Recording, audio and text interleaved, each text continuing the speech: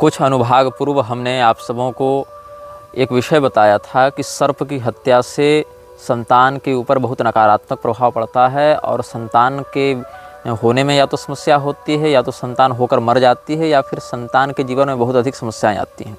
तो इस विषय में हमारे कुछ शुभचिंतकों ने कमेंट में भी अपने अपने अनुभव साझा किए कि उनके परिवार में किस प्रकार से सर्प हत्यारों के जीवन में संतान संबंधी बाधाएं आई थीं। और ज्योतिष से जुड़े हुए विद्वानों ने भी बताया कि बृहत्पाराशर होरा शास्त्र में उन्होंने हमारा ध्यान आकृष्ट करवाया, जहाँ सर्प शापाच सुतक्षय इस प्रकार से प्रारब्ध के अनुसार जहाँ पर अलग अलग प्रकार के शाप प्राप्त होते हैं जीव को, वहीं पर सर्प के शाप से होने वाली संतान बाधा का सुतक्षय का वर्णन प्राप्त होता है। कल हमने आपको ब्लैक ऑर्डर इत्यादि के बारे में बताया था, black order of pan Europa इत्यादि के बारे में बताया था। ये सब संगठन इस समय संक्रमण काल में पनप रहे हैं। महाभारत का एक बड़ा प्रसिद्ध वाक्य है, राजा कृतयुग स्रष्टा त्रेताया द्वापरस्य च युगस्य च चतुर्थस्य राजा भवति कारणम। इसका अर्थ है कि राजा ही सत्ययुग का, त्रेता युग का, द्वापर युग का और कलयुग का कारक है। अब ये चारों युग ऐसे तो समय के निश्चित परिमाण में आबद्ध हैं, किंतु यहाँ राजा को काल का कारण क्यों बताया गया, युग का कारण क्यों बताया गया? राजा कालस्य कारणम ऐसा भी कहते हैं, इसीलिए बताया गया क्योंकि राजा अपनी शासन व्यवस्था में धर्म और अधर्म दोनों को प्रोत्साहित कर सकता है। यदि हिरण्यकशिपु जैसा, वेन जैसा शासक हो जावे तो सत्य युग में भी कलयुग के समान उपद्रव कर दे, और अगर विक्रमादित्य इत्यादि के समान शासक हो जावे तो कलयुग में भी सत्ययुग के समान धर्म का विस्तार कर दे। यहाँ तक कि भगवान शंकराचार्य जी के समय राजा सुधर्मा चौहान ने यही कहा था कि इनके अवतरण से, इनके दिग्विजय के परिणाम स्वरूप हमारे राज्य में धर्म की स्थिति वैसी ही हो गई है जैसी सत्ययुग के समय स्वाभाविक रूप से प्रजा में धर्म की व्याप्ति हो गई थी। तो अभी जो संक्रमण काल है, इस समय इतना उपद्रव नहीं होना चाहिए, क्योंकि एक तो कलयुग का जो संध्यामान है वही 36,000 वर्षों का है। मतलब पहले 36,000 वर्ष बीतेंगे तब कलयुग पूरी तरीके से प्रभावी होगा, जिसमें प्रारंभिक 10,000 वर्षों तक तो भगवान जगन्नाथ स्वयं विद्यमान रहेंगे पृथ्वी पर। उसमें अभी 5,125 साल ही बीतते हैं। ये भविष्य मालिका इत्यादि के चक्कर में मत रहना कि 25 में आ रहा है, 26 में आ रहा है, 27 में आ रहा है सतयुग। बार बार कह चुका हूँ, एक ही बात को 50 बार मैं नहीं कहूँगा। सुनना है सुनो, नहीं सुनना है मत सुनो। तुम्हारे कारण हम एक एक व्यक्ति को एक एक बात निजी गाइड बनकर, मेंटर बनकर नहीं समझा सकते हैं। तो फिर भी इतना अधिक उपद्रव एक दो पीढ़ी जाते जाते देखने को मिल रहा है, इतना अधिक पतन, इतना अधिक जो प्रदूषण है सांस्कृतिक रूप से या चारित्रिक रूप से, इसके पीछे यही कारण है कि कोई ऐसी वैश्विक सत्ता को नियंत्रित कर रहा है जो राजा कालस्य कारणम के अनुसार इस संसार को अपने विकृति के आधार पर, अपने मनोमालिन्य और अपने तामसीपने के आधार पर संचालित करके उसको यथाशीघ्र भ्रष्ट करना चाहता है।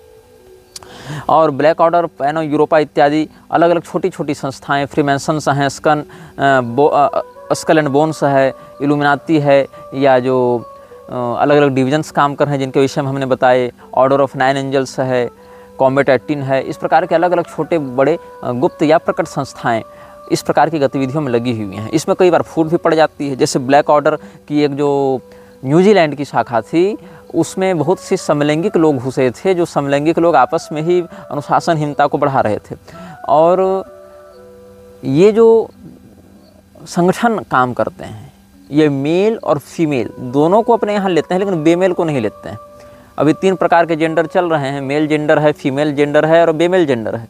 तीनों जेंडर्स का अखाड़ा भी बनाकर ये लोग घूम रहे हैं। अब तो सुनने में आ रहा है कि ममता और लक्ष्मी नारायण को भी निष्कासित कर रखा है इन लोगों ने। तो ब्लैक ऑर्डर की जो न्यूजीलैंड की शाखा थी, उसमें बहुत सारे होमोसेक्सुअल्स घुस गए थे जो उनके कर्मचारियों के बीच में अनुशासनहीनता को बढ़ा रहे थे। इससे दुष्परिणाम क्या हुआ कि संगठन में फूट पड़ी और वहाँ पर जो निष्कासन किया गया, तो फिर ये संगठन 2 भागों में बटा। एक जो ब्लैक ऑर्डर चलता है वो, और एक दूसरा इन्होंने उसके प्रतियोगिता में बनाया व्हाइट ऑर्डर। तो कई बार ये संगठन आपस में भी टूटते हैं, बनते हैं, बिखरते हैं, लेकिन जो इसके ऊपर सर्वोच्च सत्ता के रूप में बैठा हुआ है उसको इन बातों से प्रभाव नहीं पड़ता। जैसे आप दुर्योधन का उदाहरण ग्रहण करें तो दुर्योधन की सेना में कुछ लोग आंतरिक रूप से पांडवों का भी समर्थन करते थे, कुछ लोग सक्रिय रूप से पांडवों के विरोध में भी थे। कुछ लोगों ने यह भी कह दिया, जैसे कि कर्ण ने कह दिया था कि हम अर्जुन के अतिरिक्त बाकी 4 पांडवों को नहीं मारेंगे जान से। भीष्म पितामह ने कहा मैं किसी पांडव को घातक प्रहार से नहीं पीड़ित करूंगा। और जैसे जो लोग युधिष्ठिर जैसे लोग थे वो तो उसका साथ छोड़कर आ ही गए थे पांडवों के पक्ष में। तो कई बार ऐसा होता है कि जो शत्रु के पक्ष में दिखता है वह व्यक्ति भी स्वयं कई बार शत्रु के अभियान में उतने प्रगल्भता से सहयोग नहीं करता है। तो इसमें युग धर्म के कारण, दैवी हस्तक्षेप के कारण, चूँकि ये सब तामसी पैशाचिक शक्तियाँ आपको प्रभावित कर रही हैं, तो आपकी भी तो दिव्य शक्तियाँ हैं, आपके भी तो जो संप्रदायोक्त शास्त्रोक्त देवता हैं उनकी शक्तियाँ भी तो संघर्ष कर रही हैं उस आयाम में। तो उस स्थिति में क्या होता है कि उनके अनुयायियों के मध्य भेद उत्पन्न करके, व्यामोहित करके, सम्मोहाय सुरद्विषाम, इस प्रकार से उनको मोहित करते हुए देवद्रोहियों के संगठन में फूट डालने का काम दैवी शक्तियाँ करती हैं।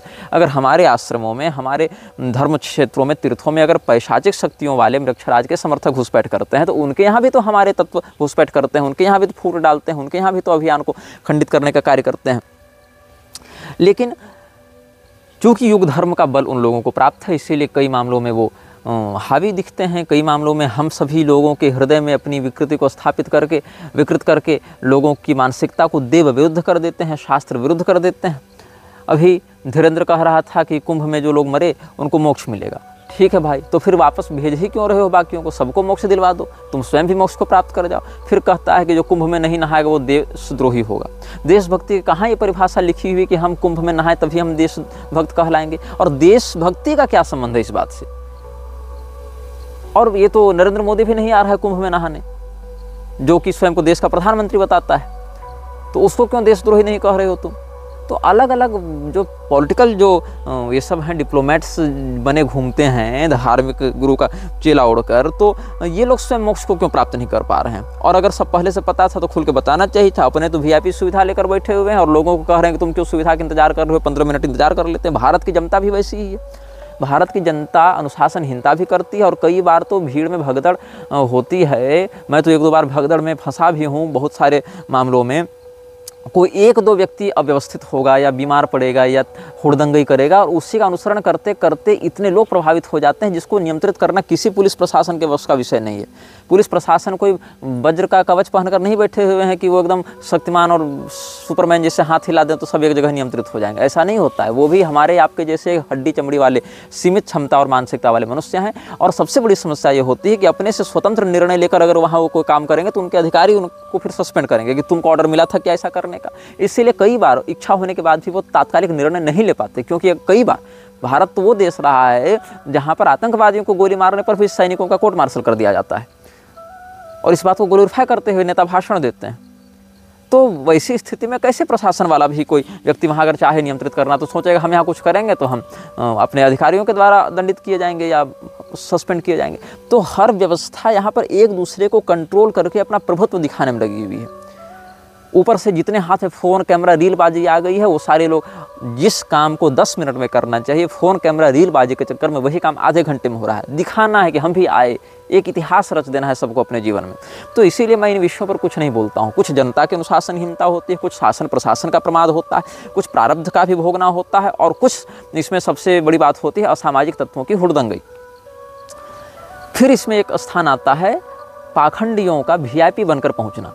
तो बहुत कुछ ऐसा है जिस समस्त बातों को आप जोड़ कर देखेंगे तो कुछ मात्रा में सबका जो है कनेक्शन किसी एक बड़ी घटना को बनाने में उत्तरदायी हो जाता है। वैसे हर विषय पर हम नहीं वक्तव्य दे सकते हैं, क्योंकि पहले से पर्याप्त लोग इन विषयों पर वक्तव्य दे चुके हैं। और जाहिर सी बात है, बहुत स्पष्ट बात है कि अगर 1 करोड़ 2 करोड़ 5 करोड़ लोग कहीं एक जगह खड़े होंगे तो कोई ना कोई ऐसी स्थिति बनेगी, क्योंकि सबकी विचारधारा अलग है, सबकी भावना अलग है, सहन शक्ति अलग है, मानसिकता अलग है। कोई क्रोधी है, कोई सौम्य है, कोई गरीब है, कोई अमीर है, कोई बीमार है, कोई स्वस्थ है, कोई आतुर है, कोई धैर्यवान है। तो अलग अलग व्यक्तित्व से जुड़े जब हजारों लाखों करोड़ों लोग एक जगह रहेंगे तो उनमें से 10, 20, 50, 100, 1000, 2000 लोगों के साथ भी ऐसा होना मानवता का इतिहास रहा है। दुखद है, नहीं होना चाहिए, बिल्कुल सत्य है। लेकिन एक दूसरा सत्य यह भी है कि उतनी बड़ी भीड़ में वो प्रबंध होता है। छोड़िए आप 1 करोड़ लोग अपने घर में ही रहें, कहीं ना जाए, लेकिन उन 1 करोड़ लोगों में भी हार्ट अटैक से, दम घुटने से, बीमारी से भी लोग तो मरते हैं। तो लाखों लोग प्रतिदिन मर रहे हैं, लाखों लोग प्रतिदिन जन्म ले रहे हैं। लेकिन हम कितना भी शोक संवेदना का व्यवहार कर लें, कितनी भी रोने की वृत्ति कर लें, कितनी भी सहानुभूति व्यक्त करें, लेकिन सत्य यह है कि वहाँ पर मृत्यु होती है।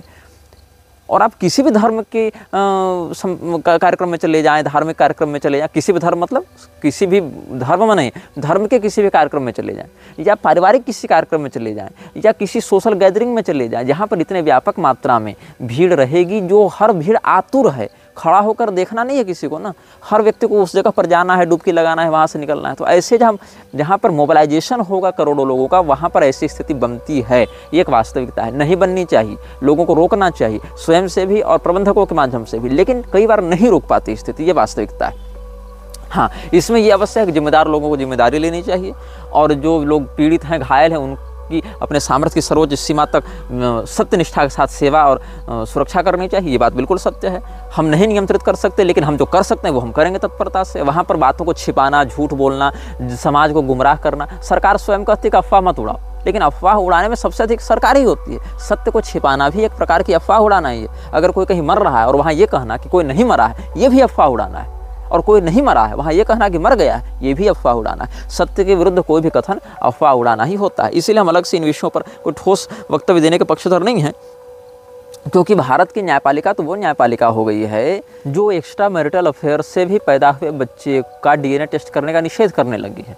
मतलब खुलेआम व्यभिचार को बढ़ावा देना। लड़कियां शादी से पहले गर्भपात करा रही हैं, इसमें पुलिस जांच नहीं कर सकती, इसमें डॉक्टर जांच नहीं कर सकता। अगर नाबालिग अवस्था में 2 जोड़े पकड़े, एक जोड़ा पकड़ा गया तो उसमें केवल लड़के को जेल होगी, लड़की को नहीं होगी।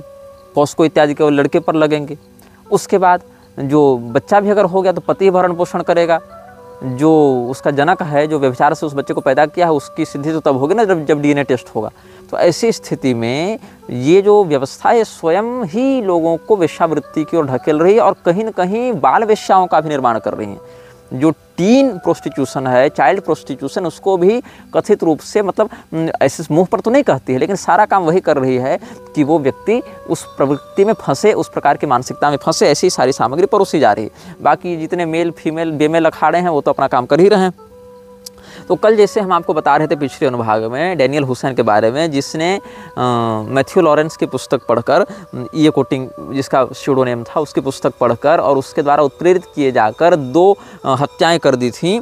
और वो ऑर्पिंगटन कॉलेज का छात्र रहा था, मतलब कोई अनपढ़ नहीं था, छात्र था, लेकिन फिर भी उसने लूसीफर और बेलत से 2 एग्रीमेंट किए थे। लूसीफर से एग्रीमेंट किया था, खून से पैक्ट साइन किया था कि मैं तुम्हारे लिए ये सब लड़कियों की बलि दूंगा तो तुम मुझे जैकपॉट लॉटरी जितवाना। और बेलत से ये उसने लिया था पैक्ट बनाकर वचन कि तुम मेरे कॉलेज में पढ़ने वाली किसी अमुक लड़की को मेरे प्यार में फंसाना।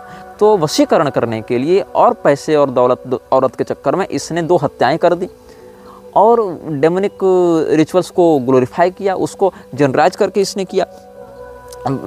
तो इसने जितनी भी क्रियाएं की हैं उसकी मानसिकता के पीछे क्या है, उसको उस प्रकार की उत्प्रेरणा कहाँ से मिली, इन्हीं सभी परिवेशों से मिली। ये सब जो माहौल समाज में दिख रहे हैं, जिनको आप कई बार हंसी मजाक में उड़ा देते हैं, काल्पनिक कह देते हैं, लेकिन जिन बातों को काल्पनिक कह के आप हंसी उड़ा देते हैं, वो बातें ही किसी वास्तविक व्यक्ति के वास्तविक जीवन में बलात्कार या हत्या का कारण बन जाती हैं, एक पूरी अव्यवस्था को जन्म देने का कारण बन जाती हैं वही बातें। इसीलिए काल्पनिक और वास्तविकता दोनों के मध्य हास्यास्पद और गंभीर होने की बजाय यह भी देखना है कि उन बातों को समाज कैसे प्रयोग कर रहा है, कैसे देख रहा है, कैसे उसका व्यवहार कर रहा है। अब हम आपको एक बताएंगे जो बहुत सारे लोग कमेंट में भी कर रहे थे, हमारे साथ परामर्श और परिचर्चा कर रहे थे। एक है पुस्तक जो विश्व की सबसे बड़ी मैन्युस्क्रिप्ट के नाम से भी प्रसिद्ध है, कोडेक्स गीगस। तो कोडेक्स गीगस विश्व की सबसे बड़ी मैन्युस्क्रिप्ट, प्रिजर्व्ड मैन्युस्क्रिप्ट के रूप से प्रसिद्ध है। और अभी स्वीडन के स्टॉकहोम में, ये जो नेशनल लाइब्रेरी ऑफ स्वीडन है स्टॉकहोम में, वहाँ पर इसको पब्लिक डिस्प्ले के लिए रखा गया है। और इस पुस्तक में इसको कंप्लीट वर्जन ऑफ बाइबल भी कहा जाता है, द होल बाइबल या कंप्लीट वर्जन ऑफ बाइबल भी कहा जाता है। और इसमें बहुत कुछ एंजल, डीमन, स्पिरिट्स इत्यादि की बातें लिखी गई हैं, जिसमें पूरा का पूरा पेज, मतलब ये दिखाया गया है कि शैतान कैसा दिखता है, शैतान की क्या छवि है, इस प्रकार का वहाँ पर वर्णन किया गया। तो बहुत से लोग इसके विषय में भी लिख रहे थे, हमने सोचा कि सामान्य परिचय दे दें।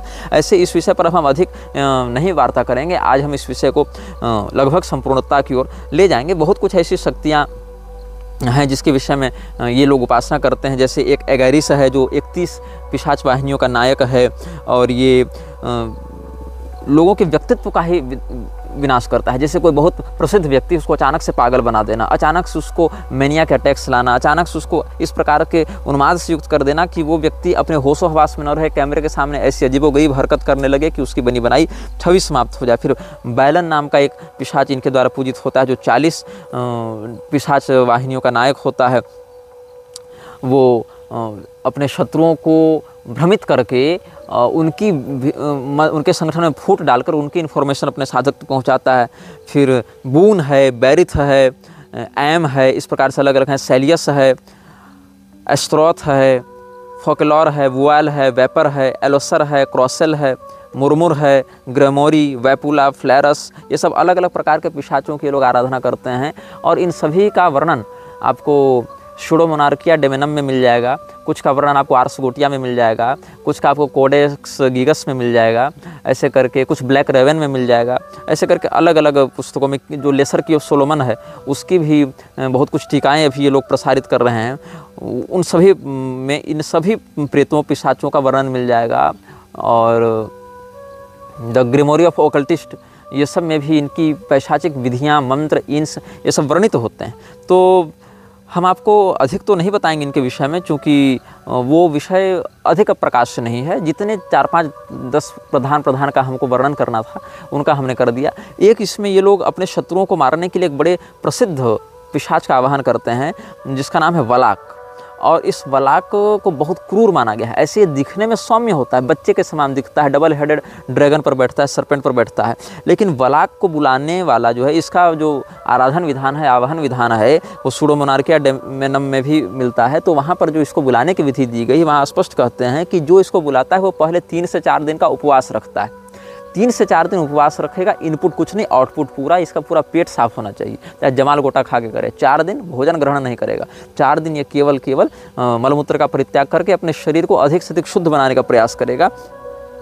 उसके बाद एक सर्कल बनाकर, जो अंगूठी हमने बताई थी, चांदी की अंगूठी अपनी उंगली में धारण करके इसका आवाहन करने का ये सब विधान बताते हैं। इसके मंत्र और विधान पर हम अधिक नहीं जाएंगे, क्योंकि वैलाक बहुत जल्दी सक्रिय होता है और कम प्रबंध में भी, कम कंसंट्रेशन में भी या कम रिचुअल्स में भी ये पहुंच जाता है अपने उपासक के पास। क्यों? क्योंकि ये उपासक को स्वयं तलाशता है, ताकि उसके ऊपर ये पोसेशन कर सके और उसको अपना गुलाम बना सके। मतलब ये खुद इस प्रतीक्षा में रखता है कोई इसको समन करे, ये इंतजार में रहता है कि हाँ बुलाओ मुझे, तुम मेरा नाम तो लो, तुम मेरा आह्वान करने का भाव तो रखो, मैं आ जाऊँगा। तो ये आता जब है तो अपने जो उपासक के प्राण शक्ति के साथ ही जुड़ जाता है स्वयं को। तो यहाँ पर स्पष्ट वर्णन करते हैं कि the summoner recites their own name and a page long prayer that can be found in the Pseudomonarchia Daemonum. इसका मंत्र 1 पेज का होता है, लंबा मंत्र है थोड़ा इसका, लेकिन उस मंत्र को मैं सार्वजनिक नहीं करूँगा। सूडोमोनार्किया डेमेनम में इसका वर्णन है। और if done correctly, Valak should appear within the circle to offer all kind of hidden knowledge. और बहुत कुछ ये बताता है अपने उपासक को, लेकिन इसको कंट्रोल करना बड़ा कठिन होता है। There strong chance he will make good on his offer too, considering he has 30 legions of demons under his command. लेकिन ये जो है अपने उपासक को बहुत भटकाता है, अपने साधक के साथ पैक्ट पर पैक्ट बनाता है, धीरे धीरे करके उसको इतना घुमाता है कि उसका उपासक इतना भ्रमित हो जाता है कि वो अपना वास्तविक उद्देश्य भूल जाता है, अपना पता भूल जाता है, अपना नाम भूल जाता है, वो ये भूल जाता है कि मैं कौन हूँ। और धीरे धीरे शरीर तो इसका होता है लेकिन कंट्रोल वलाक का बन जाता है। तो it's important to note that this method also ties the medicine to the circle and living it will reportedly make them feel weak and ill, drive its victims into committing suicide and murder. और सामान्यतया जिस circle में इसका उपासक होता है उसके बाहर किसी अन्य सर्कल में वलाक को बुलाता है, और दोनों सर्कल जुड़े होते हैं। इसलिए जब तक वलाक वहाँ रहेगा तब तक ये भी यहाँ पर रहेगा। अगर ये सर्कल छोड़ता है तो ये बीमार पड़ेगा या बहुत अधिक डिप्रेशन और मानसिक रूप से थक जाएगा, इस प्रकार की विकृतियाँ आ जाएंगी इसके जीवन में। और अगर इससे कनेक्शन बना लिया तो कई बार अगर इसकी मानसिकता कमज़ोर है तो वलाक इसको मर्डर करने के लिए या सुसाइड करने के लिए प्रेरित करता है। मतलब वो पूरी की पूरी बलि लेता है, या तो इसके माध्यम से किसी को मरवा देगा या स्वयं भी इसको अपने आप को मारने के लिए उकसाएगा। तो वलाक जो है वो बहुत जल्दी आकृष्ट होने वाला पिशाच है, जिसको म्लेच्छराज के अनुयायी बुलाते हैं, लेकिन बड़ी सावधानी से बुलाते हैं। और सामान्यतया इसका प्रयोग शत्रुनाश के लिए ये लोग करते हैं, या फिर किसी ऐसे विषय की जानकारी के लिए करते हैं जो इनके ही संगठन के किसी और व्यक्ति के पास हो और वो इसको न दे रहा हो। तो मतलब अपने ही सर्वर में ये इंट्रूडर के लिए वलाक को प्रेरित करते हैं।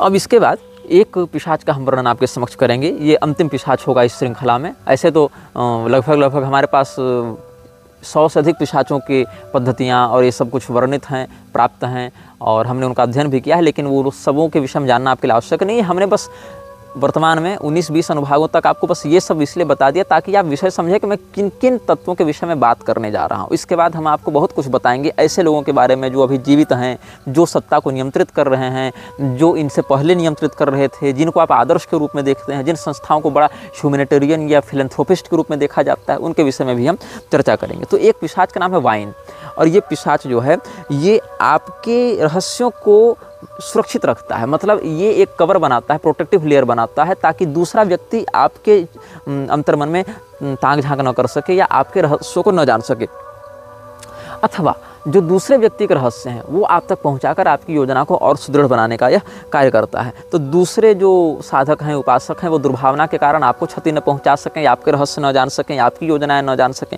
इस प्रकार का भी ये काम करता है। और दूसरे जो विचेज हैं या जो दूसरे डीमन समनर्स हैं उनके द्वारा आपको नुकसान न पहुंचाई जाए, इसके लिए भी करता है। यहाँ तक कि अगर म्लेच्छराज का कोई सैनिक युद्ध कर रहा है और युद्ध करने से पहले उसने वाइन से पैक्ट बनाया है, तो युद्ध में वो उसके पराक्रम को बढ़ाने का भी काम करता है, उसको हथियार सप्लाई तक करने का काम करता है।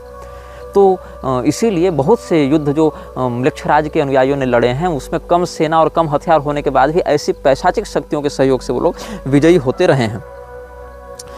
अब इसके साथ समस्या क्या है कि ये जब आता है तो जिसके भी विषय में आपको जानना होता है उसके दिमाग से वो बात चुरा कर सीधे आपके दिमाग में डालता है। तो इसको दोनों का एक्सेस चाहिए, एक तो होस्ट का एक्सेस चाहिए और दूसरा विक्टिम का एक्सेस चाहिए।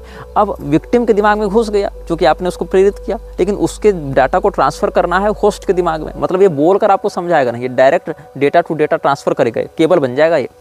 तो ये एक सर्वर से होस्ट के दिमाग से ये विक्टिम के दिमाग तक जुड़ेगा और विक्टिम के दिमाग से जानकारी निकाल के होस्ट के दिमाग में डालेगा। तो दोनों दिमाग का इसके पास एक्सेस होना चाहिए, और वही समस्या होती है। क्योंकि जब ये देखता है इसके दिमाग में इतने सारे रहस्य छिपे हैं, इसके दिमाग में इतने सारे रहस्य छिपे हैं, तो वो एक दूसरा पैक्ट बनाता है विक्टिम के साथ कि देखो वो जो है तुम्हारे दिमाग के बारे में जानना चाहता है, तो हम बताएं कि न बताएं। वो फिर नीलामी करेगा कि दोनों में से मेरा वफादार कौन बनेगा, मेरी आराधना कौन करेगा, मुझे ज़्यादा कीमत कौन देगा इस जानकारी की, क्योंकि वो सुरक्षा भी करता है और वो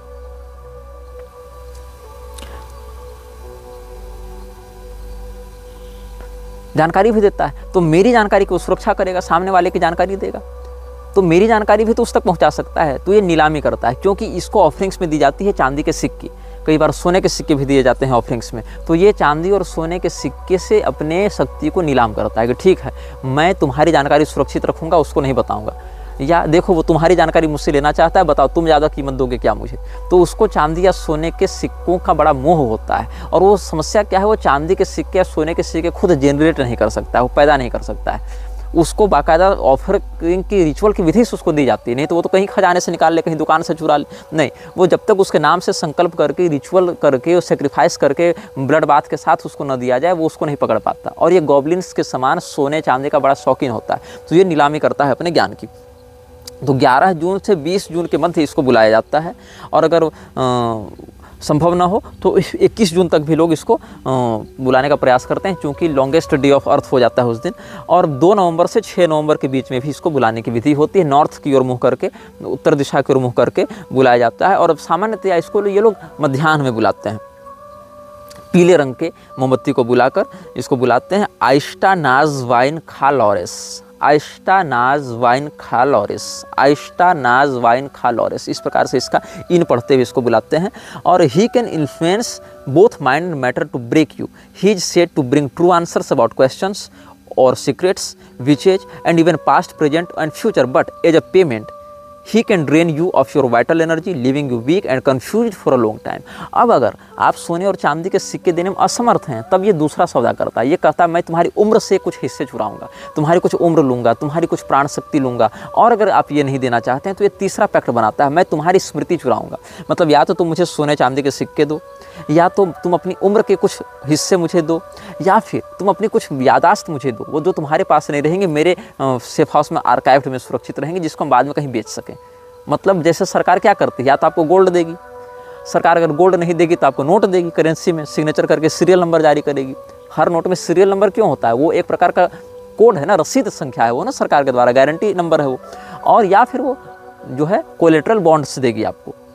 तो इसी प्रकार ये भी 3 पैक्ट बनाता है, या तो उसको सोने चांदी के सिक्के दें जो कि ज़्यादा सुरक्षित है, या तो अपनी ज़िंदगी का एक वाइटल लाइफ फोर्स उसको दें जो कि थोड़ा महंगा है लेकिन इसके उपासक ज़िंदगी का भी सौदा करने के लिए तैयार है, या फिर अपनी ज़िंदगी नहीं देना चाहते तो कोई उसको सेक्रीफिशियल लाइफ बैटल एनर्जी दीजिए। और अगर ये भी नहीं कर सकते तब आपकी यादाश्त को ये चुराएगा कुछ हिस्सा जो भी ये मांगेगा, और वो यादाश्त आपके दिमाग से मिट जाएगी और उसको कहीं ये अपने दूसरे साधक के पास नीलाम करेगा कि देखो मेरे पास ये डिपॉजिट है, तुम इसको लेना चाहते हो तो इतना सिक्का दो और ये लो। तो ये बड़ा मतलब शातिर पिशाच है, इसको वाइन कहते हैं। तो वाइन पिशाच जो है वो अपने साधक को इस प्रकार से ठगता है। तो वलाक और वाइन दोनों को बुलाना बहुत खतरनाक होता है, लेकिन ये सब शक्तियाँ हैं, ये सब मृक्षराज के लिए उसके अभियान को सुरक्षित और प्रवर्धित करने का कार्य करते हैं। अभी हमने आपको कुछ संकेत इन शक्तियों के बारे में दिया है कि कैसे ये सब शक्तियाँ लोगों को इन्फ्लुएंस करती हैं, मृक्षराज के अभियान में फूट डालती हैं, उसको जोड़ती हैं, उसको तोड़ती हैं, उसको बढ़ाती हैं। और समस्या क्या होती है कि कई बार ये सब शक्तियाँ जब प्रोसेस करती हैं किसी व्यक्ति को, या किसी के कहने पर किसी के अंदर प्रविष्ट होती हैं, उसको डेमोनिफिक टॉर्चर्स करती हैं। तो ये कोटिंग की ही बात मैं आपको बताना चाहूँगा। उसने अपना एक अनुभव लिखा है कि 3 गुट, क्रिश्चियंस, ज्यूस एंड मुस्लिम्स, ईसाई, यहूदी, मुसलमान, तीनों की परवरिश ऐसी होती है कि इनको लगता है, इनको बताया जाता है, इनको इन्फ्लुएंस किया जाता है ये टेस्टिफाई करने के लिए कि गॉड, यहोवा या अल्लाह ही सुप्रीम डेटी है और उससे ऊपर कोई नहीं है, वो सर्वशक्तिमान है, ऐसा उनको बताया जाता है। और यही कारण है कि जब मुसलमान, ईसाई या यहूदी के शरीर में ये सब पिशाच प्रविष्ट होते हैं तो उनको लगता है कि हम अल्लाह या गॉड या यहोवा के शरण में जाकर बच जाएंगे। फिर वो पादरी, मौलाना या अन्य जगहों पर जाकर इस प्रकार के प्रेत बाधा का निवारण करने का प्रयास करते हैं और यहीं पर वो गलती करते हैं। उन्हें लगता है कि वो इस प्रकार के किसी सुप्रीम डेटी के पास जाएंगे जो क्रिएटर ऑफ यूनिवर्स है और क्रिएचर्स ऑफ यूनिवर्स से जो बचाएगा, यहीं पर वो गलती कर देते हैं, क्योंकि ऐसा कुछ होता नहीं है। और सामान्यतया ऐसी शक्तियाँ चुप हो जाती हैं, शांत हो जाती हैं, ठगती हैं, लेकिन परमानेंटली कभी बॉडी से बाहर नहीं जाती हैं। इस प्रकार से उसने दावा किया है। दूसरी बात यह है कि हम अपने जीवन का एक अनुभव आपको बताएंगे। हम ये घटना लगभग हम समझते हैं 2017 के अंत की है या 2018 के प्रारंभ की है। तो हम किसी स्थान पर थे, हमारे एक परिचित कानकुब्ज ब्राह्मण झारखंड सरकार के ग्रामीण विकास मंत्रालय में किसी पद पर थे। तो उनको सुदूर जंगली क्षेत्र में भेजा गया कुछ विकास कार्य के लिए। वहाँ पर वो गए और एक व्यक्ति के यहाँ रेंट लेकर रहते थे, तो उसके यहाँ बहुत ज़्यादा प्रेत बाधा इत्यादि होने लगी थी। उन्होंने अपने चचेरे भाई को कहा कि भाई कोई यहाँ पर बहुत सारे लोग बहुत कुछ उपाय करके थक गए, इसका समाधान नहीं हो रहा है, तो तुम गुरु जी से बात करके देखो। तो मैं बड़ा व्यस्त था और ये सब कार्य हम करते भी नहीं हैं, लेकिन उन्होंने कहा और मैंने देखा कि चलो 1-2 दिन समय निकाला जा सकता है। फिर हम और वो ब्राह्मण देवता वहाँ पर गए और वहाँ पर हमने कहा कि भाई क्या क्या घटना घटित होती है, क्या होता है, कैसे होता है। उन्होंने सब कुछ बताया सारा। उन्होंने कहा हिंदू, मुसलमान, सिख, ईसाई सब जाकर देख लिए, कहीं लाभ नहीं हुआ, ऐसा उन्होंने कहा। मैंने कहा कि देखो मैं आपके यहाँ का अन्न जल तो कुछ लूँगा नहीं, और आप ऐसा कीजिए कुछ फल इत्यादि हमारे लिए ला दीजिए, और फिर पानी इत्यादि कहाँ से भरते हैं वो सब दिखा दीजिए। तो वो सब हम करेंगे, रात को हम ये प्रयोग करेंगे आपके यहाँ। तो उस प्रयोग में, जिसको भूत विद्रावण प्रयोग कहते हैं, उस प्रयोग के कुछ चित्र हमने प्रयोग के बाद लिए थे और उसी चित्र को हमने फेसबुक पर डाला था। तो बहुत से लोग उस चित्र को प्रकाशित करके, उसमें एक षटकोण यंत्र बना हुआ होगा, दीपक जल रहे होंगे, एक चाकू होगी और नींबू होगी, कांटी होगी, काले धागे होंगे, ये सब का वहाँ सेटअप था। तो वो सारी चीज़ों का फोटो था। तो उसको वायरल करके बहुत से लोग, ये मेरे जो विरोधी हैं वो आरोप लगाते हैं कि तुम भूत की पूजा करते हो, तुम तंत्र मंत्र, अभिचारिक, मारण मोहन इत्यादि कर रहे थे। लेकिन लोगों को पता नहीं वो एक्चुअली किस समय का फोटो है और किस जगह का है। तो क्या हुआ, ऐसे ही हम उसी क्षेत्र में जब जंगल में ऐसे घूम रहे थे, फ़ोटो हमने अपना खिंचवाया था। उसी फ़ोटो के आगे कोई फास्ट फूड का रैपर फेंका हुआ था, कोई फेंका होगा खाकर, तो लोग कहते हैं तुम ही खाकर फेंके थे। तो कहीं से कनेक्शन जोड़कर वो लोग कुछ भी कहते रहते हैं, ये मैं बता रहा था। तो उस क्षेत्र में जब जंगल में मैं गुजर रहा था, घूम रहा था, और नक्सल प्रभावित क्षेत्र भी था, तो हम लोग तो दिन में पहुँचे थे और शाम तक थोड़ा घूमे, रात को काम करना था। तो हम और वो ब्राह्मण देवता घूम रहे थे, तो एक स्थान मिला, स्वामी स्वरूपानंद सरस्वती जी जो ब्रह्मलीन शंकराचार्य हैं, उनका एक आश्रम था वहाँ पर, जो ईसाई मिशनरियों के विरुद्ध बहुत काम कर रहा था। तो हमें बड़ी प्रसन्नता हुई कि इतने गहरे जंगल में भी इनका एक संस्थान यहाँ पर झारखंड में काम कर रहा है, ऐसा हमने देखकर अनुभव किया। तो खैर रात को हम लोग लौटे, लगभग 11 बजे हमने रात को स्नान इत्यादि करके अपने यंत्र इत्यादि बनाए, भूत विद्रावण प्रयोग किया। वो क्रोध भैरव भगवान का एक प्रयोग है।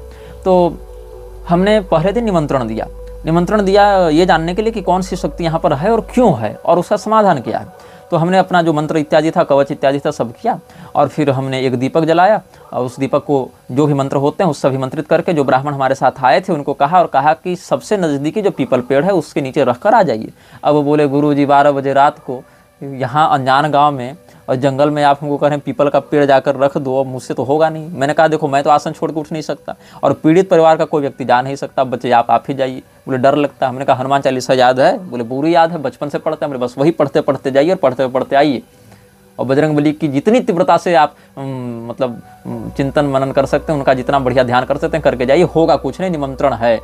तो वो निमंत्रण का जो दीपक था वो लेकर गए और फिर हम अपना आसन, वो आए तो हम अपना आसन पूरा करके उठ गए, अपने कमरे में सो गए। कमरा बड़ा छोटा था, मुझे लगता है उस कमरे की जो स्थिति थी लगभग 4 फीट चौड़ा और 6 फीट लंबा मान लीजिए आप। मतलब एक चौकी आ जावे और एक व्यक्ति उतर के खड़ा हो जावे, लगभग इतना मान लीजिए आप।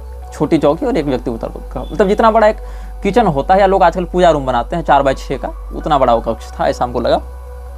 मेरे सोने से वो कमरा पूरा भर जाता था, एक बैग और एक मैं, इतने ही उस कमरे में आते थे। तो मैं सोया हुआ था और कहा लोगों को कि देखो रात को 1-1:30 बज गया था। तो मैंने कहा देखो मैं अगर हो सकता है मैं कुछ विलम्ब से भी उठ सकता हूँ, क्योंकि एक तो उतनी लंबी यात्रा करके आया हूँ और उसके बाद सोया नहीं हूँ और रात को इतनी देर तक जगा हूँ, तो हो सकता है मुझे जगने में विलम्ब हो जाए। तो जब तक मैं दरवाज़ा अपने से न खोलूँ तब तक आप लोग मत खोलिएगा। उन्होंने कहा ठीक, आप लोग मत डिस्टर्ब कीजिएगा। उन्होंने कहा ठीक। तो मैं जब सोया हुआ था और उस सारे तकिया, रजाई, गद्दा, बेडशीट सब नई उन्होंने लाई थी हमारे लिए और घर का कुछ भी यूज नहीं किया था हमने उनका, वो सब नया वो लेकर आए थे। तो फिर हम सोए और यद्यपि ठंडे का समय था, लगभग हमको लग रहा है दिसंबर या जनवरी, आप 17 का अंत या 18 का प्रारंभ मानिए, फिर भी हमने एक बस छोटी पतली चादर ओढ़ी थी और कुछ नहीं था, ऊपर कोई चादर नहीं थी, बस ओढ़ने के लिए एक चादर का प्रयोग किया था। और अचानक से 6 बजे के आसपास ठक ठक की आवाज़ हुई। अच्छा 4 बजे के आसपास एक ऐसी घटना घटित हुई कि अचानक से मेरी नींद खुली। सामने मैं देखता हूँ कि एक लड़की है जो लगभग और कितनी दूर है, अब 4x6 का कमरा है, 5.5 तो मेरी हाइट है, तो आधा और मान लीजिए आधा फीट जहाँ मेरा पैर खत्म हो रहा है ठीक उसके आगे एक लड़की खड़ी है। और लड़की की हाइट कितनी है, स्विच बोर्ड लगभग 4 फीट पर था, तो स्विच बोर्ड तक उसका माथा आ रहा है। मतलब उस लड़की की उम्र मुश्किल से 12-13 साल होगी, 14 साल होगी।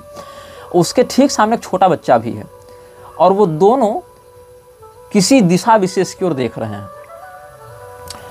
फिर मैं देख रहा हूँ उनको और मैंने उनको देखा, उन्होंने मुझे देखा और उनकी आंखों में एक याचना थी, एक निवेदन था।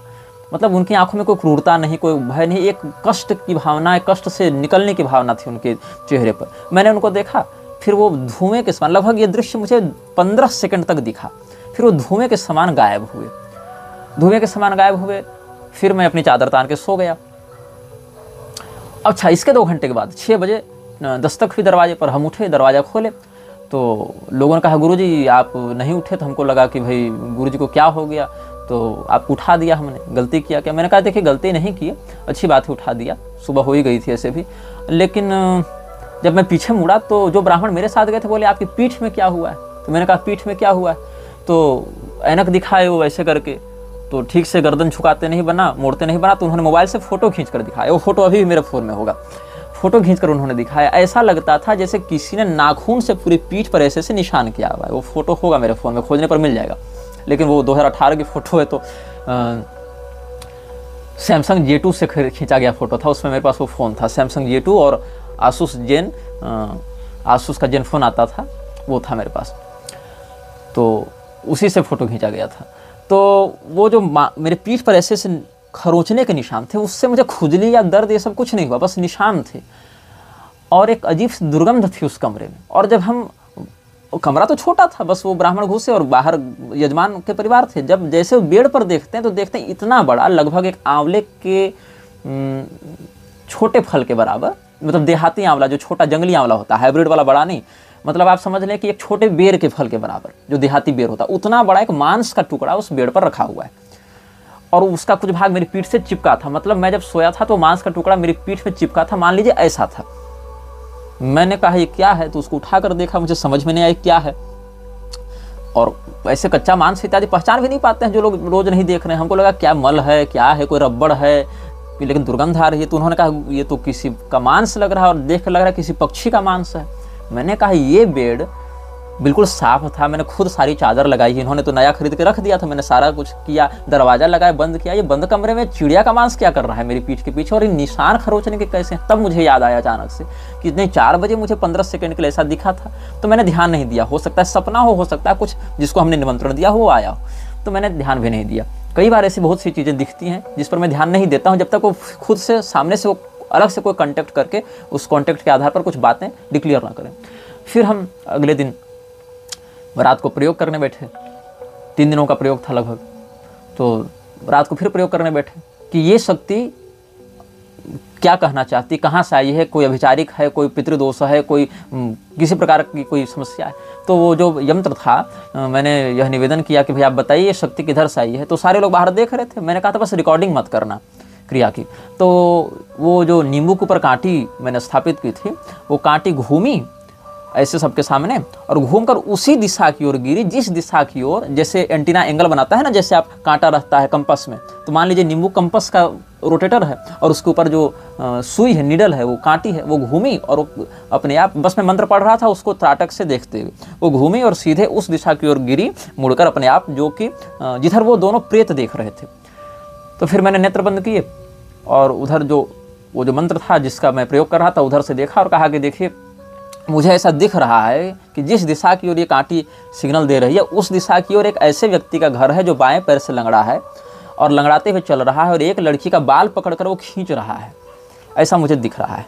तो उन्होंने कहा हाँ महाराज जी, इसी दिशा में एक लंगड़ा आदमी रहता है, यहाँ से लगभग 100 मीटर दूर उसका घर है और वो रोज़ मेरी दुकान की ओर से गुजरता है और गुजरने से ठीक पहले मेरी दुकान के बगल में पेशाब करके जाता है। इसके लोग लेकर कई बार झगड़ा हुआ है उससे और वो कुछ करता भी है। और वो जो जिसका वो बाल पकड़ के खींच रहा है वो मेरी बेटी है। मैंने कहा बेटी है कैसे? तो ऐसे कि उसकी एक बेटी, जजमान के परिवार की एक बेटी स्कूल पढ़ने के लिए गई हुई थी और वो रेलवे क्रॉसिंग में कट के मरी थी। और वो जब मरी थी तो सबसे पहले, जब परिवार वाले तो बाद में गए, लेकिन उसकी लाश के पास वही व्यक्ति खड़ा था जिस लंगड़े व्यक्ति के बारे में बता रहे हैं। तो हो न हो उसी ने मेरी बेटी की आत्मा को शायद कैद करके या अधोगति में कुछ डाल के रखा होगा किसी शक्ति का प्रयोग करके, और वही पीड़ित करवा रहा है। मैंने कहा अच्छा आपकी बेटी कैसी दिखती थी? तो बताया ऐसी दिखती थी। मैंने कहा अरे ये तो कल रात को 4 बजे आई थी, मेरी आंखों के सामने खड़ी थी। वो रोने लगा पूरा परिवार को, कुछ कीजिए। मैंने कहा देखो ऐसा है कि हम सुरक्षा के लिए, अब मुझे सलाह देने मत आना कि आपको गीता करनी चाहिए थी, भागवत करनी चाहिए थी, उस बच्ची को छुड़ाना चाहिए था। ये सब चीज़ें ऐसे काम नहीं करते हैं सीधे सीधे। जो पद्धति है तुमसे बेहतर हम जान रहे हैं, तुमसे ज़्यादा घुसे हुए हैं इस चीज़ में, इसलिए अनावश्यक सलाह देने मत आना कि आपको ये करना चाहिए था, वो करना चाहिए था। तो वहाँ की जो स्थिति थी और जो बातें थी, मैंने कहा देखो मैं उसका चेहरा नहीं देख पा रहा हूँ उस लंगड़े व्यक्ति का, क्योंकि वो भी तो जैमर लगा के रहता है ना।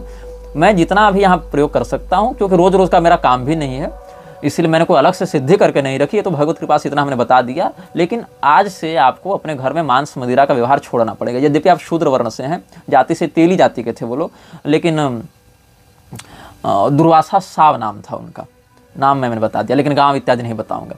तो मैंने कहा कि दुर्वासा जी देखिए आपको मांस मदिरा इत्यादि छोड़ना पड़ेगा और लहसुन प्याज खा सकते हैं, क्योंकि आप शूद्र वर्ण से हैं तो उतना प्रतिबंध आपके लिए नहीं होगा, लेकिन मांस मदिरा मत सेवन कीजिएगा।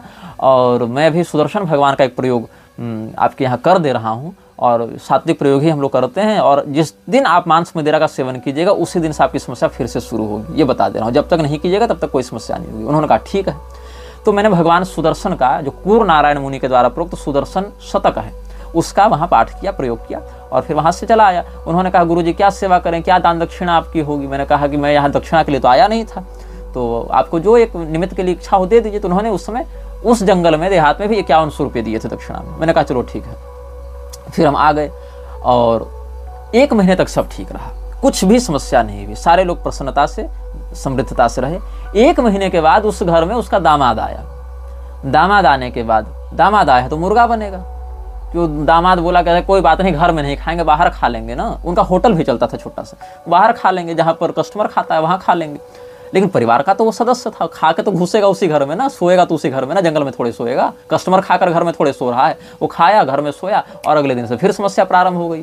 उन्होंने फिर फोन करवाया, ऐसा ऐसा हो रहा है। मैंने कहा कि आपने नियम तोड़ा है, वचन तोड़ा है, इसीलिए हो रहा होगा। बोले हाँ वचन तोड़ा, ऐसा हुआ। दामाद खाए थे, दामाद तो मेरे घर के नहीं। हम बोले अरे भैया छोड़ दो, रहने दो, अब आगे नहीं समझाएंगे। हमसे जितना संभव था भैया हमने अपना काम छोड़कर तुम्हारे लिए किया, इससे आगे हम नहीं कर सकते हैं। तो कई बार मेरे जीवन में ऐसी घटनाएं घटित हुई, अनुभव हुए, ये तो मेरे हुए।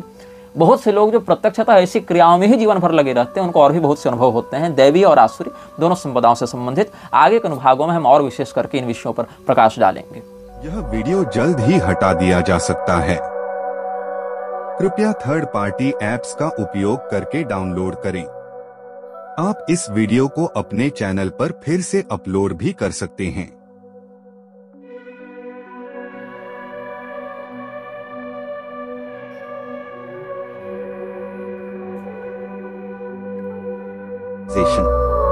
This video may get deleted soon. Please download using third-party apps. You may also re-upload this video on your channels. Thank you.